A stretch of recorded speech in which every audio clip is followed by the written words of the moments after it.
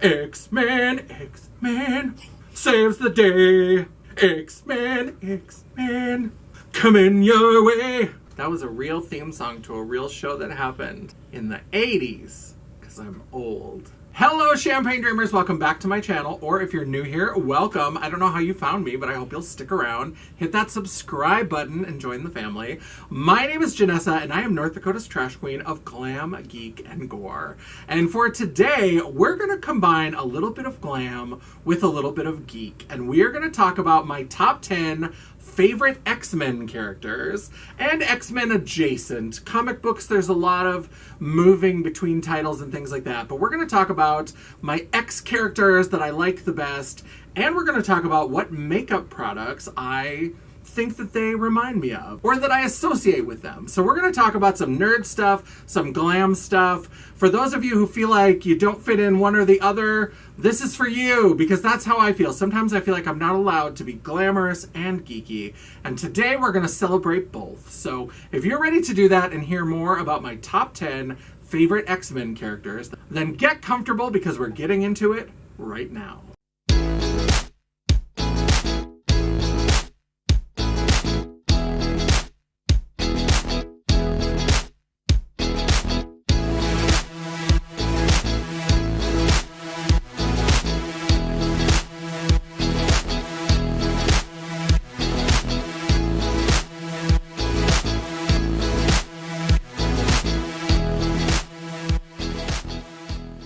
So I love the X-Men. Of all comic books, all superhero stuff, I have always loved the X-Men. And I generally like superhero stuff more than I like fantasy sci-fi. And so, like, my ex used to really like World of Warcraft, and it took me a long time to get into it, but the thing that was really kind of my gateway is I started playing a game called City of Heroes / City of Villains, where it was similar to World of Warcraft, but you got to play as superheroes or supervillains. It was a lot of fun. I loved it. I love the X-Men. I think that their story about mutant kind, it's really important for the times that we live in now. I am always amused by chin beards who try to act like X-Men are too woke. Why are the X-Men getting so woke? It's like the X-Men done been woke the whole time. The whole purpose of the X-Men was to show a diverse cast of characters, and the underlying theme was about how people shouldn't hunt you down and kill you because you're different. Anybody who missed that, then I'm sorry, you're too dumb to comic. And I know we're not supposed to say that, we're not supposed to gatekeep, but I'm going to say it. You're too dumb to comic. So I want to talk about my 10 favorite characters from the X universe. Now, most of these are straight up X-Men characters. They're from the X-Men books, but there's lots of offshoots. There's X-Force and X-Factor, Generation X, and a lot of these come from a very specific time period. So I was a kid in the 80s and I was reading comic books, and I continued collecting old back issues through the 90s into maybe the early 2000s. What I think of as like the real golden age of X-Men. I stopped trying to keep up. I mean, here's the problem that we have, and I think that fandom and the MCU just makes this even worse and even harder, is that people are all like, we can't change anything, we can't change, we can't recast, we can't do all this stuff, and it's like, well, okay, when you're just talking about pictures, you can have characters that are around for 60, 70, 80, 90 years and are still somehow magically in their 20s or 30s because they're fucking pictures. Robert Downey Jr. does not work like that. He is a human person with biological parts that age and get old. And so you have to either find a way to recast and reinterpret, but now with this, like, everything's got to be canon, there's got to be one universe, blah, blah, blah, then people are going to have to age out of the system, and there's going to have to be a new person who is Iron Man or who is whatever. And that's just the way that it is. I'm sorry, nerds. That's how time works. But I love those 80s, 90s X-Men comics, and so we're going to talk about my favorites. I've always been drawn to female action figures. I've always loved a strong female role model. And that's one thing that I really liked about the X books, is that they always had lots of female characters. There was lots of female representation. There was lots of representation of different races. They were some of the earliest books to feature some gay characters popping up. And so sometimes it wasn't handled very well, sometimes it was, but I really enjoyed those books. So let's go ahead and get into my top 10 favorite X-Men characters, and then let's talk about the makeup products that I associate with them.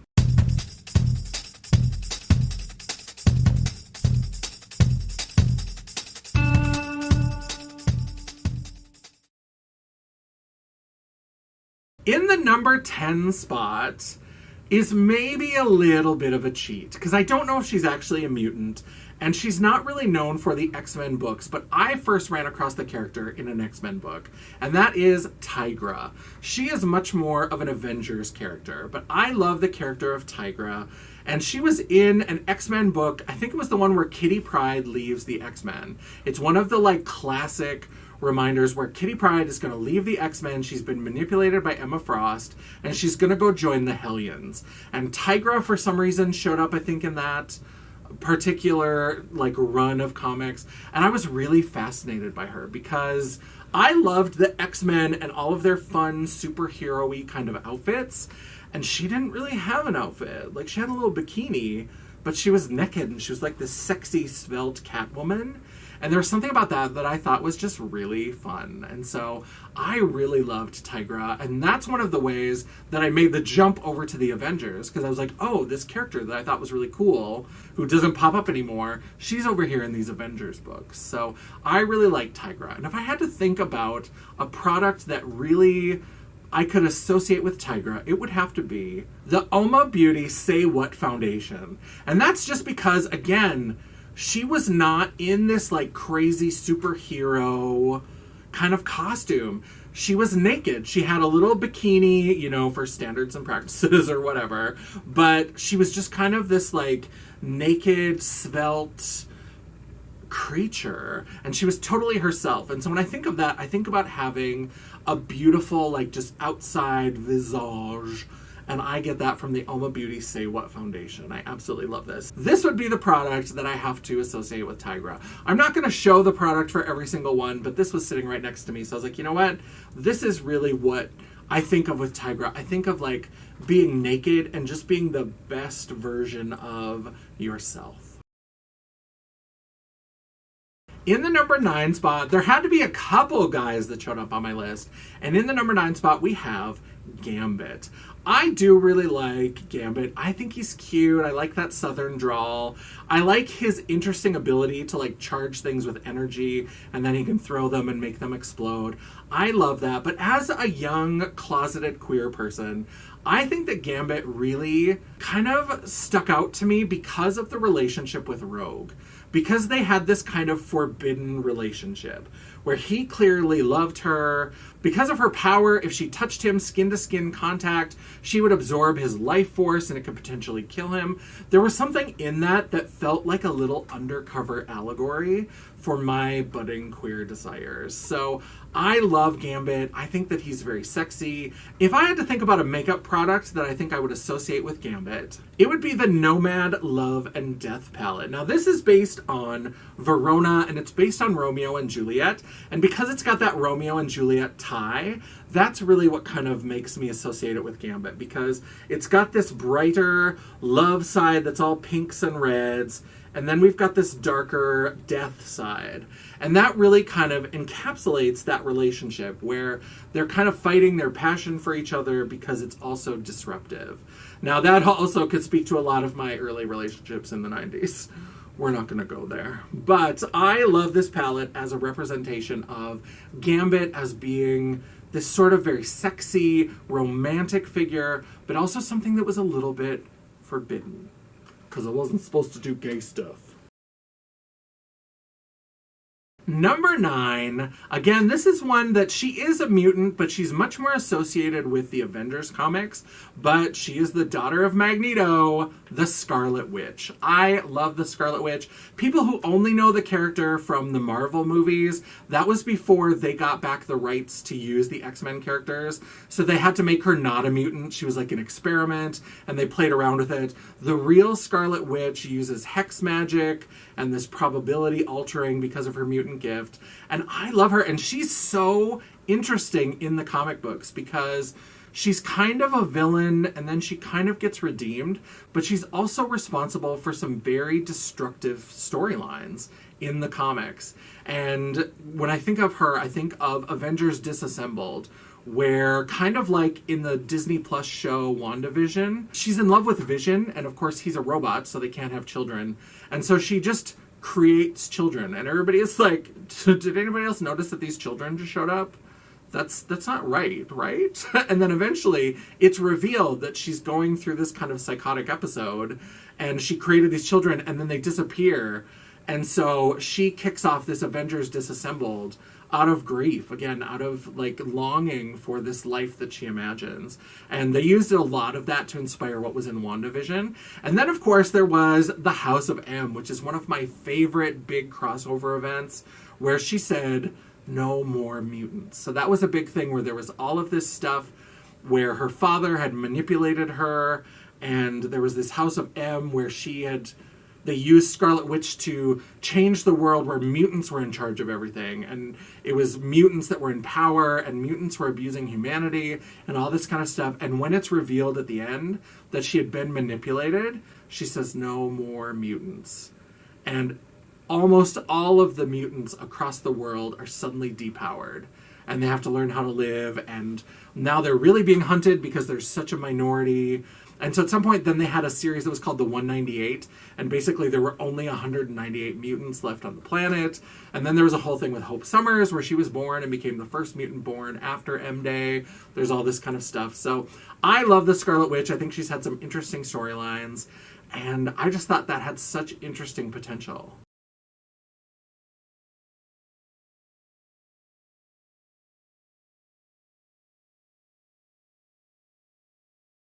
In the number 7 spot, this is from Generation X. So Generation X was a comic series that they've had a couple versions of it, but the original launched in the mid-90s. And basically what it was is Banshee from the X-Men and Emma Frost, who used to be a villain, they took over and created a new school for young mutants. So all of the X-Men were becoming adults, and the school was less of a feature of the X-Men titles. And so they needed people to teach the next generation of mutants. So it was Banshee and Emma Frost, and they were always at odds in terms of how they ran the school.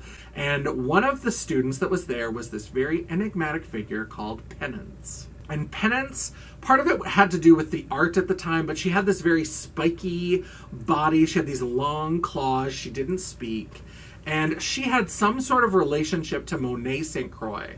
So Monet St. Croix, or M, was a mutant who had all of these different powers. She was super fast. She had super strength. She could fly. She was kind of like this perfect mutant, and she was a little bit snooty, and she came from a rich family. She was really kind of somebody that a lot of people were jealous of, but there were cracks in the perfection. She would just sort of dissociate, and she would kind of go into this fugue state, and everybody's like, what's going on? And then they kept revealing more and more. So there was this villain that would suck the life force out of mutants called M-Plate, and it was revealed that he was Monet's brother. And so he attacked Generation X a couple of times. And then it was revealed that Monet had these twin sisters that have disappeared, or they don't know what had happened to them. There was something going on. And then everybody decided that Penance was actually the twin sisters, that they had formed into this new being called Penance. And then eventually they twisted it even further, and it turned out that Monet had actually been turned into Penance by M-Plate so that he could continually siphon her energy and her mutant power. And so the twins then felt guilty, and one of them is autistic. And that's why sometimes M will dissociate, because the two twins joined together and formed a replacement for M. And so the one who is autistic would sometimes like have kind of a dissociative moment, and so M would have a moment like that. And so it was all kind of revealed that M was actually not M, that she was Penance and the twins. It was a really interesting, weird, complex storyline, but it was really kind of fun, and I liked it, and I loved the way that they drew Penance. She was very threatening. There were elements of that series that had little moments of almost borderline horror, and Penance was really one of those, and she was really kind of a timid figure and had to be drawn in with the rest of them, and I just thought it was a great story. Now, if I had to think of what would represent M, Monet St. Croix, and Penance, the whole thing, I would say the Beauty Bay Brights palette.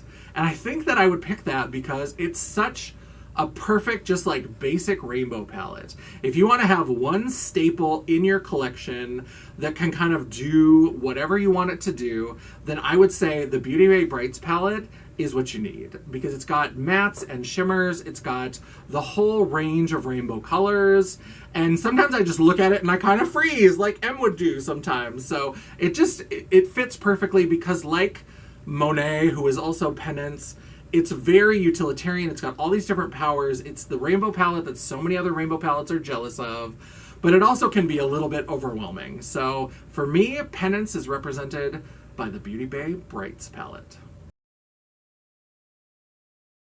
In the number 6 spot, I love Magma. And for this one, we're going to geek out in a video game kind of way, because I do love the character of Magma from the comic books. Amara Aquila was the original Magma in the X-Men books, and her battling with Selene is very good because it goes back to their history. There's this long history. Selene, it turns out, is like hundreds of years old, and Amara comes from this, like, I think this Amazon civilization where they've been fighting this like forest witch, and it's Selene and all this kind of stuff. So Magma versus the Black Queen, very cool. There's some great issues from the 80s that have to do with that. But I loved the way they used Magma in X-Men Legends, because I have to say I love female characters and they get a lot of time in the comic books, but they haven't fared so well in the video game space. So X-Men Legends was such a breath of fresh air. It was the first of these like role-playing game type Marvel games where they had X-Men Legends 2, and then it became Marvel Legends and Marvel Legends 2. And this is the one that had the most female characters. And in fact, Magma was kind of the main character, and they used the versions of the characters from the Ultimate comic line. So it's Alison Crestmere instead of Amara Aquila, but they used Alison Crestmere as the main character. And so a lot of the missions, you had to use Alison. It kind of forced you. You can imagine how the neckbeards felt about that when you had to use a female character. And I just loved it. I thought it was great. They had so many good female characters. You could play as Storm, as Jubilee, who you never get to play as in anything. There was Emma Frost and Jean Grey and Psylocke, and just so many good female characters. And usually when they do female characters in an X-Men game, you get Jean Grey, you get Storm, and you get Rogue. And they might include one or two others, but those are the three. You're always going to get those three, and then maybe somebody else. And I just loved that this one had a whole, like, just wealth of female characters that you could choose from. I loved Magma. I loved her, like, lava control powers. I thought the way that they drew her when she turned into her lava form was very cool. And so, of course, I have to associate her with the Fenty Heat Gloss in Lemon Lava. Not only is it called Lemon Lava, but it is a heat gloss. This has pepper in it. It has the like capsaicin that gives things its heat. And this is like a plumping heated gloss. It's not overpowering, so if you don't like that kind of feeling, but you like it a little bit, but you don't want something that's too painful, this is maybe a good option, because there's not a ton of that in here, but there's just enough to give you that little tickle. And I love this beautiful yellow gold shimmer that it puts on the lips. This is perfect for Magma. In the number 5 spot, I was not sure how I felt about the Grant Morrison run of X-Men. He introduced a lot of new characters and did a lot of new things. I wasn't sure how I was feeling about it, and then I ran across the Stepford Cuckoos. I thought they were such an interesting idea, and it was something that I thought, oh, this could get old really quickly. And it almost did, but then they twisted it. So the Stepford Cuckoos are these 5 sisters, but they all share one mind. And so they kind of are this interesting, very Borg-like construction, and they all kind of know what's going on. They know what the others are thinking most of the time. But then one of the sisters betrays the other. She finds a way to like section out a piece of the brain for herself. And she starts to think on her own, and she ends up betraying the sisters and betraying Emma Frost. They do this whole, like, who killed Emma Frost storyline. And eventually 2 of the Cuckoos die, and so there's only 3 of them left. And so you get to see them, like, process that trauma of being a collective brain, being these 5 brains that are really only one collective, and having pieces of that collective die off. It was really well done. It was so interesting. So if I had to pick a makeup product for that, that was a little tougher, but I would have to say I would probably pick like one of the really good monochromatic palettes from Jeffree Star Cosmetics. I would probably pick like Blood Money. Because what I love about a really good monochromatic palette is that it's all one color. And yeah, there's some things that kind of edge out in other ways. Like here's a little bit of a tan shade and kind of a gold. But it's giving you one color a lot of different ways. So it's kind of that collective of like all of these things are doing the same thing, but they're doing it a little bit differently. If I had to pick something, this or maybe Blue Blood, but I think this is probably the most coherent of the Jeffree Star palettes. This is what I would say I associate with the Stepford Cuckoos. Now, if you're not a Jeffree Star fan, I understand. In that case, if you want to substitute something else, I would maybe say the green Sweet Shop palette from BH Cosmetics, or really any of the Sweet Shop palettes. I think that they're a very similar kind of vibe, where they're doing one thing, but they're doing it a little bit differently, and they're doing it very, very well. In the number 4 spot, Colossus. I love Colossus, and really what we're going to talk about, this storyline with Colossus, really kind of was the end of my desire to keep up with new comic books, because comic book death, I mean, it used to mean something. When Jean Grey died that first time, that meant something to people. And now it's kind of like soap opera death, where if a character dies, all you have to do is wait for a new writer to come and take over. And sometimes they've got the resurrection planned when they kill the character. So, like, it's never really gonna take, right? But there are some deaths that just, like, it loses their meaning when they come back. And that's how I felt about Colossus. Because with Colossus, there was this beautiful storyline called Dream's End. And basically what it had to do with was the legacy virus. So the legacy virus was something that was engineered by this villain from the future called Strife. And it infected, at first, only mutants, and eventually it infected humans as well. But it was designed to infect mutants, and what it would do is it would amplify their mutant power until they were consumed by it. And there was no cure for it. And Colossus is a character who went through it. I mean, he lost his sister. Colossus for a while became a villain. He joined Magneto's acolytes. And so the happy-go-lucky Colossus at the beginning of his storyline, by the time he got to Dream's End, he's bitter, he's sad, he's lost all of these people that he's loved. His entire family is gone. And that's when they discover what the cure for the legacy virus is. And basically Beast, who is kind of this super smart mutant, figures out that this is how it was intended. That Strife wanted them to eventually find the cure. They found that the legacy virus is spread through the air, that when a mutant activated their mutant powers, it would spread the legacy virus out into the world. The cure needs to do that as well. So once somebody is injected with this cure and activate their mutant powers, it's going to go out into the world and it'll cure all of the people of the legacy virus. But the person who injects the cure has to die. It's going to kill them. And so there's this beautiful moment where Colossus is thinking back on all of the people that he's lost and how he used to really be in this fight, and now he's not sure what it means to him anymore. And this is a way for him to find meaning again. And he injects the antidote, and he activates his power, and he dies, and he basically saves the rest of mutant kind from the legacy virus. And it's so beautiful. And then fucking Joss Whedon came back in Astonishing X-Men and just brings him back. Like, after that beautiful moment, that beautiful full circle trajectory of that story arc, is just like, well, I want to use that character. And he brings it back. It's so infuriating. And so that's when I was like, I don't need to keep up with this, because every time there's a new writer, they're just going to use whatever characters they want. They're going to find a way to bring them back. It doesn't matter what it does to their character arc. It doesn't matter what it does to their story. People just don't give a shit anymore. They just want to sell books, and they just want to be sensational or whatever. And so fuck Joss Whedon. But that's when I really gave up on new X-Men comics. I was like, I'll just collect my eras. I'll collect the things that I like and stick to that. Now, when I think about what's a makeup item that I would associate with that, I think of the fact that, to me, Colossus died at the end of Dream's End, and it's sad and it's tragic. So I think about a product that is no longer around, and I'm not even sure I'll be able to find a picture of it. I have looked so many times, and it's Urban Decay's old school lipstick in the shade Oozy, which was a silver glitter lipstick. It was so good.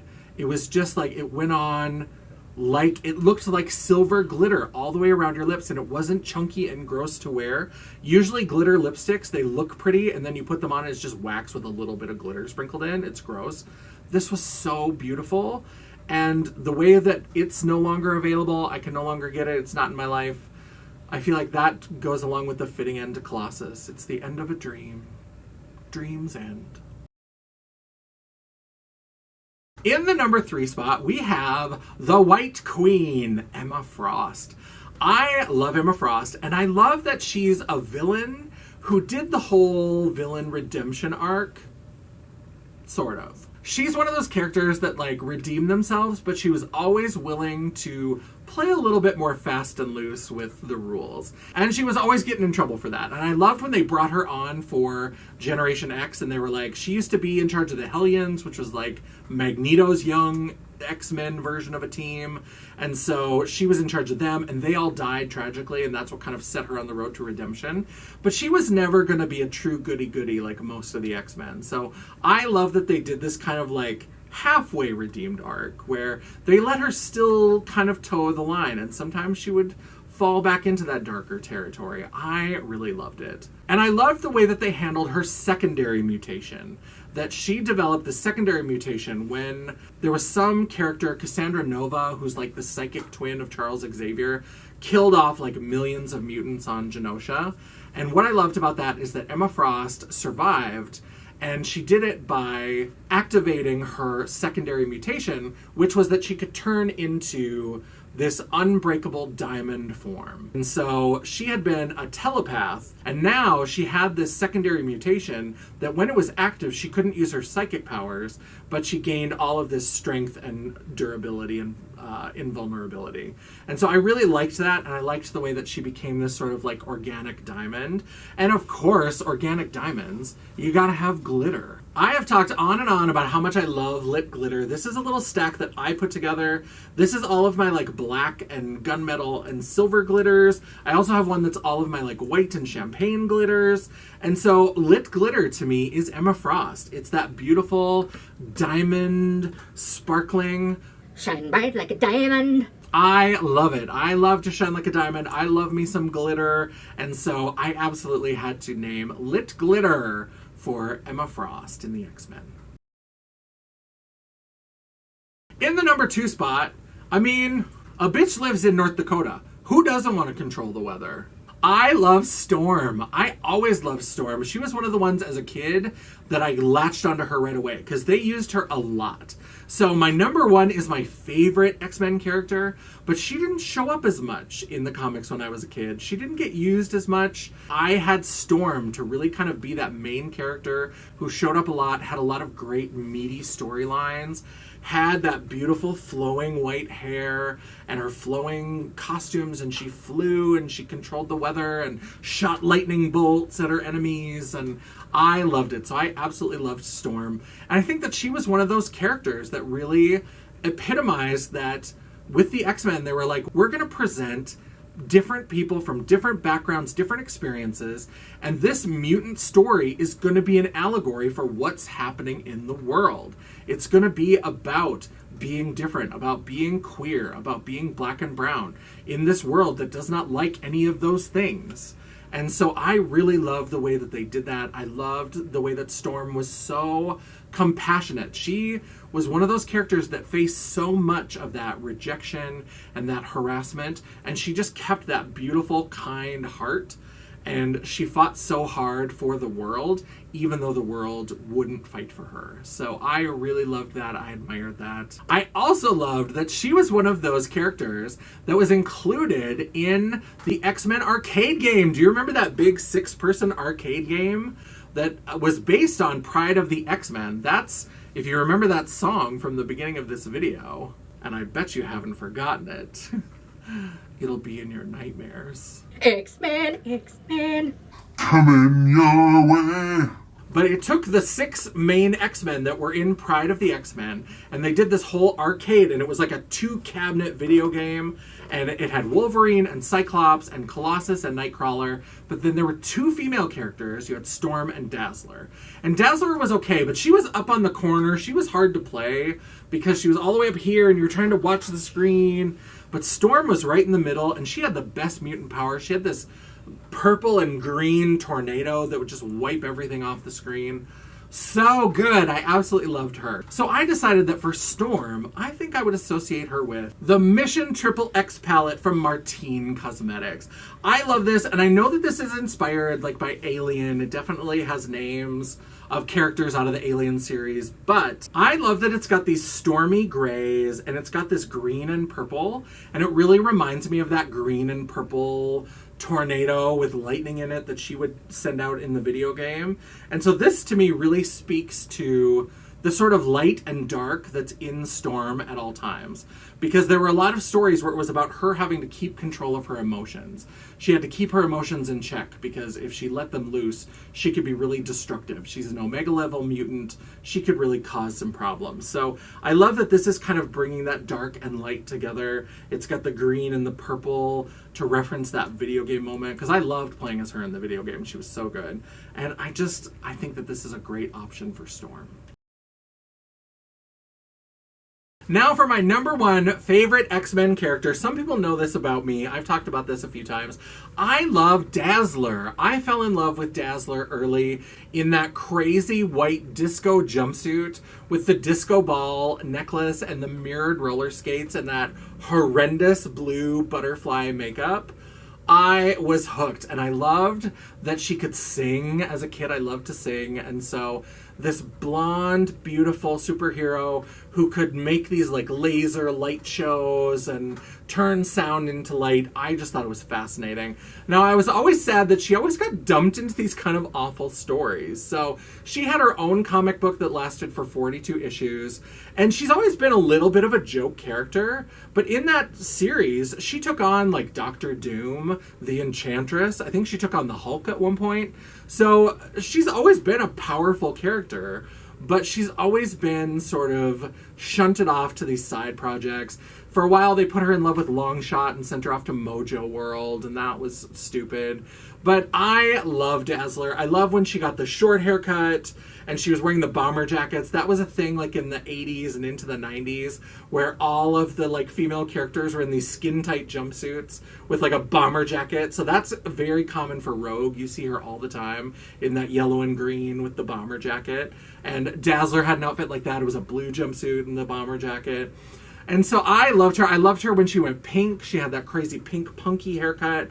I loved the really punk metal version of her from the Ultimate Comics. I thought that was a lot of fun. I have always loved Dazzler. We have never had a Dazzler in a video game except for that console game. So I mentioned that arcade game, the like 6-person console, had Dazzler up in the corner and she was really hard to play. I've been able to play that now on a system. They've modded it over to like the Xbox where you can play it. So I finally got to play as her a little bit more. But in like a bigger studio release, there was one version of X-Men Legends, I think it was X-Men Legends 2, where she might have been a playable character, but it was console specific, and it might have been PlayStation or PC. And I was playing on an Xbox, so I didn't get to play as her. There are some people, I think, who have modded it so that you can play as that, or they've created skins or something, but I just want a video game with a Dazzler character. It was in the arcade game. There's some old like text-based PC game of the X-Men that had Dazzler in it. I want just like a good quality modern universe Dazzler character in a video game. Can we make that happen, please? But in terms of a makeup product, I think of the MAC 3D glass. So I love MAC lip products. I've always been a fan of MAC's lip products. And my favorite gloss that they've ever done was 3D glass. And this is probably a good 15 years ago now. But it was this like glittery gloss that I don't know how they did it, because there were big chunks. So there were little glitters and medium glitters and big glitters. And it was really big, but it never felt chunky on the lips. But it looked really beautiful and glittery. I was obsessed with it, and somewhere I think I still have one of the 3D glasses that's almost gone, and now it's so old and gross I wouldn't use it. But I think I still have it somewhere that I just keep it because the memory of it is so good. Just like a character that's never been appreciated, that MAC 3D glass I think never got the appreciation that it deserved. Alright, that is the end of the video. Let me know down below, who are your favorite X-Universe characters? Do you like the ones on this list? I know there's going to be people who love Wolverine, and they're going to be mad that I didn't include Wolverine. I am so fucking sick of Wolverine. I loved that in the X-Men movies that Fox did, in the first one and the second one, both times Magneto makes a joke about not everything is about you. Because when he's with Rogue and they're on the train and Magneto shows up and he's sure that Magneto is there for him, and he's like, why do you think everything is about you? And he takes Rogue. And then in part 2, he's like, there's a mutant that can help us figure out this base in the Canadian wilderness. And he's like, I told everybody I can't remember. He's like, once again, you think everything's about you. And it's actually Nightcrawler is the one who has the information in his brain. I love that. Wolverine can suck it. I'm so tired of Wolverine. He's overused because now people know that if you put Wolverine in a book, it'll probably sell. So continuity be damned. When I was working at Walden Books, I remember putting out comics, and there was one month where he was in space with the Astonishing X-Men. He was on the run during the Civil War because he was with the underground Avengers. He was on his own looking for his son in his own book, and he was also at the X-Mansion in some other book where he was just hanging out. It was so stupid. I was like, he just exists in all these places at the same time. Nobody gave a shit about continuity. They were just like, oh, people will buy Wolverine, put Wolverine in it. And there are so many good characters that have been underdeveloped because so much time gets spent on fucking Wolverine. Although, when Hugh Jackman was playing him, I'd spend a lot of time fucking Wolverine. So that's it. That's the video. Let me know down below who some of your favorite X-Men characters are.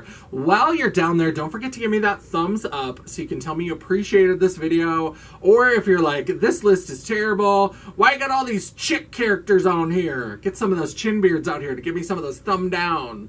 Be like, where's all the dudes? We like dudes. You know what? Give me the thumbs down. I will take it. It's all engagement. The algorithm isn't a piggy bitch, and neither am I. Also, while you're down there, don't forget to hit that subscribe button, join the family, and hit that bell icon so you'll be notified of all future uploads. I try my hardest to upload at least one video a week, and sometimes, if you're lucky, you might even get a bonus video. Ooh, mutantastic.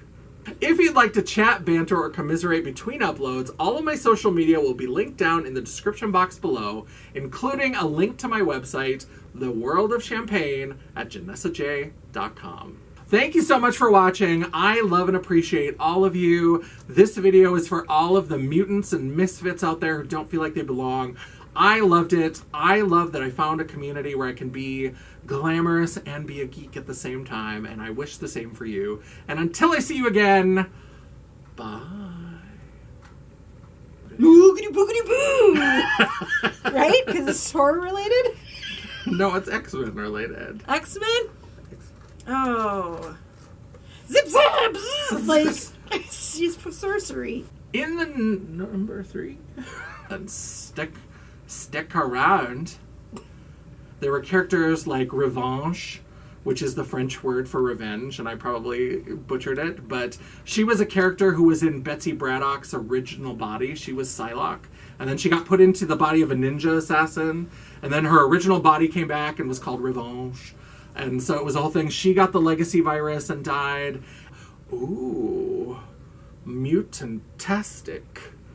I think it's just going to become the thing about how bad they are. That's going to be the... I mean, you think it's going to become that? It's going to become that. It's going to. It's not there already. Shut your whore mouth.